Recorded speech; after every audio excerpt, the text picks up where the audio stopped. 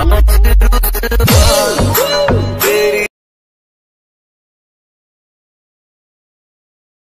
दोस्तों, आज का यह वीडियो बिहार बोर्ड मैट्रिक के बहादुर कहानी के सारांश पर आधारित है। अगर आप यूपी बोर्ड कक्षा 12वीं के छात्र हैं तो भी आप इस वीडियो को देखकर बहादुर कहानी को अच्छी तरह से समझ सकते हैं। तो चलिए वीडियो को शुरू करते हैं। इस कहानी के लेखक अमरकांत है। अमरकांत का जन्म जुलाई 1925 ईस्वी में नागरा बलिया के उत्तर प्रदेश में हुआ था। अगर आप अमरकांत के बारे में और अधिक जानना चाहते हैं तो नीचे कमेंट ज़रूर करें। इसके लिए मैं अलग से एक वीडियो बना दूंगा। तो चलिए शुरू करते हैं इस कहानी को। लेखक अमरकांत की पत्नी लेखक अमरकांत से नौकर लाने की जिद करती है, क्योंकि उनके सभी रिश्तेदारों के पास नौकर होते हैं। और जब वह अपनी बहन के यहाँ गए होते हैं तो निर्मला नौकर के सुखों को देखती है, अतः वह वहाँ से आने के बाद नौकर लाने की जिद करने लगती है। अतः लेखक को भी लगता है कि अब नौकर रखना बहुत ज़रूरी हो गया है। एक दिन लेखक के साले साहब एक नेपाली लड़के को घर लाते हैं। यह देखकर निर्मला बहुत खुश होती है। लड़के की उम्र 12-13 साल होती है। उसका शरीर ठिगना, चकैठ, रंग गोरा तथा मुंह चपटा होता है। उसका नाम दिल बहादुर रहता है, लेकिन निर्मला उसके नाम से दिल शब्द उड़ा देती है और कहती है कि आज से तुम्हारा नाम बहादुर है। बहादुर का गांव बिहार तथा नेपाल की सीमा पर रहता है। उसके पिता युद्ध में मारे गए थे और उसकी माँ ही उसका भरण पोषण करती थी। उसकी माँ बहुत गुस्सैल थी और वह उसे बहुत मारती थी।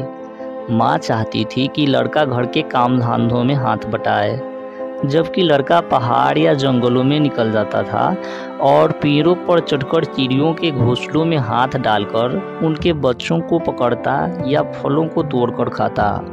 कभी कभी वह पशुओं को चराने ले जाता था।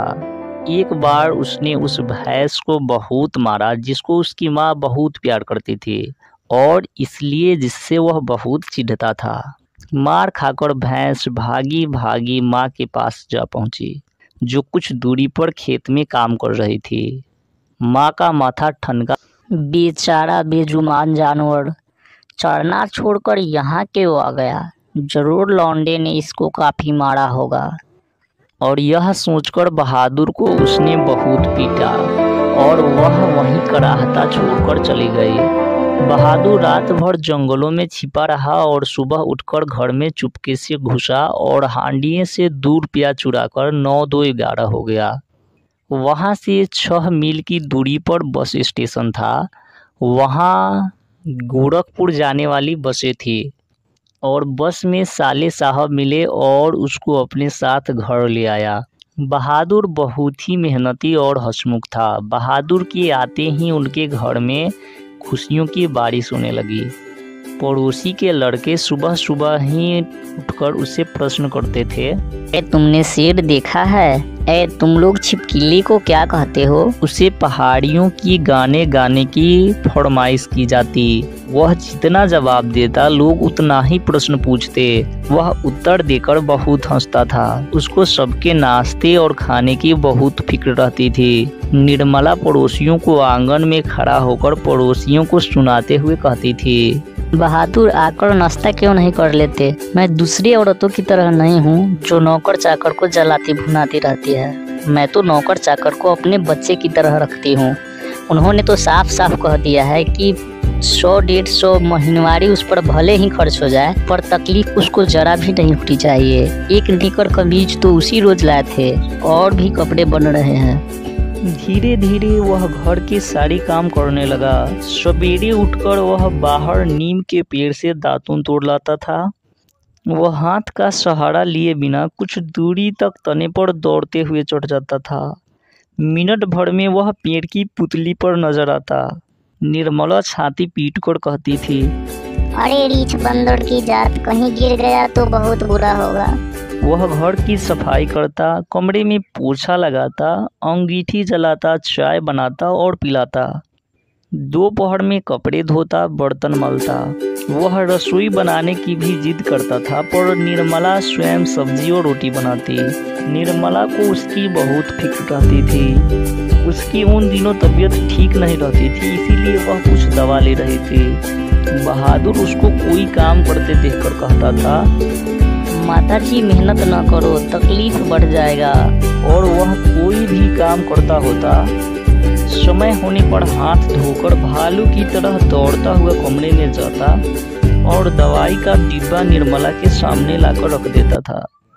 रात को सोने के समय बहादुर अपनी कुछ खेल के सामग्री को अपने खटिए पर सजा देता था, जैसे कुछ गोलियां, पुराने ताश की एक गड्डी, खूबसूरत पत्थर के टुकड़े, ब्लेड, कागज की नावें, और उनसे खेलता था। और कुछ देर बाद सो जाता था और वह पहाड़ियों के गानों को गुनगुनाने लगता था। लेकिन धीरे धीरे घर के सभी लोगों के बर्ताव में बदलाव आने लगा। किशोर अपना सारा काम बहादुर से ही करवाता था, जैसे जूते में पॉलिश करवाना, साइकिल में हवा भरना आदि। और न करने पर उसे बहुत मारता पीटता भी था। पर आज तो हद ही हो गया था, क्योंकि किशोर ने उसे सुअर का बच्चा कहा था। अतः वह बहुत नाराज था और लेखक के आने पर नाराजगी का कारण पूछने पर बताता है कि उसने आज मेरे पिता को सुअर कहा है। लेखक ने समझाया, जाने दो और तुम अपना काम करो। और फिर वह अपना काम करने लगता है। एक दिन निर्मला के पड़ोसी उसे सलाह देती है कि वह बहादुर को कहे कि वह अपना खाना खुद बनाए। नौकर को ज्यादा माथ पर चढ़ाने से वह बिगड़ जाता है। यह बात निर्मला को जच जाती है और निर्मला बहादुर को अपना रोटी खुद बनाने के लिए कहती है, पर वह चुपचाप खड़ा रहता है। निर्मला के बहुत डांटने पर वह रोते हुए जाकर सो जाता है और सुबह उठकर अपना खाना खुद बनाता है और खाता है और काम पर लग जाता है।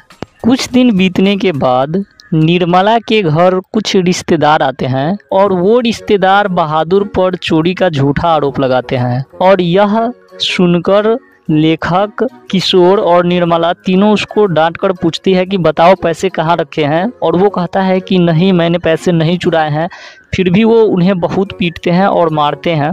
पर बहुत पीटने के बाद भी वह बताने के लिए तैयार नहीं होता है कि उसने पैसे चुराए हैं, क्योंकि वो पैसा नहीं चुराया रहता है। और उसके अगले दिन सुबह से ही उठकर बहुत खुश दिखाई देता है और वह घर को छोड़कर चुपचाप चला जाता है। उसके जाने के बाद घर के सभी सदस्य बहुत अफसोस करते हैं। निर्मला कहती है कि अगर कुछ लेकर जाता तो संतोष हो जाता, क्योंकि वह अपना कोई सामान लेकर के नहीं गया रहता है, यहाँ तक कि वो अपने पैसे भी नहीं लेता है।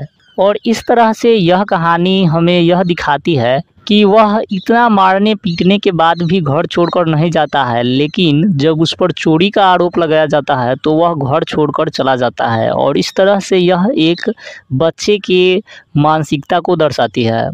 तो आज का यह कहानी यहीं पर समाप्त होता है। तो अब बारी है इस पाठ से प्रश्न की, जिसका जवाब आप नीचे कमेंट में दे सकते हैं। तो आज का हमारा प्रश्न है कि बहादुर के नाम से दिल शब्द किसने उड़ा दिया? ऑप्शन ए निर्मला ने, ऑप्शन बी किशोर ने, ऑप्शन सी लेखक ने और ऑप्शन डी साले साहब ने।